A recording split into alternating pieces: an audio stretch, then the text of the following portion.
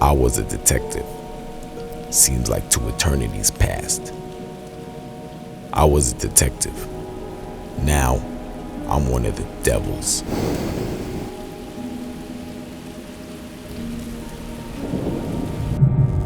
At first it seemed like a regular case. Some rich bastard put me on an assignment to find his missing son.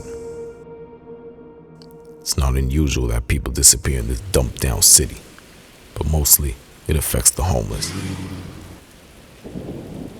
Since this place is overpopulated with them, nobody gives a rat's ass if 1 or 2 go missing. My investigations led me into the guts of the city. Deep down in the sewers, I found human beings. Been living there and raising their children for generations. At the longest, their eyes got used to the darkness, so they need no lights as they search the wastewater for useful junk, which they exchange for supplies on the surface. They were not very chatty, but I managed to make one talk. Told me I had to go deeper, and deeper I went. That's when I ran into something no one could have expected. Cannibalism. This deep, nobody's digging for junk. I'd encountered hundreds of souls living isolated in eternal darkness. Once in a while, they sneak up the canals to get themselves a street bum for dinner. Guess people always find a way to survive. The rich guy's son must have been hanging out in the wrong place at the wrong time.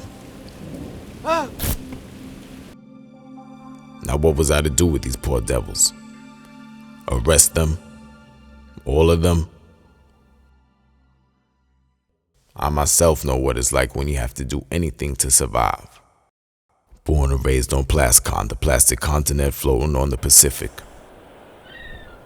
We were way too many and the government got scared of epidemics, so they started to clean up.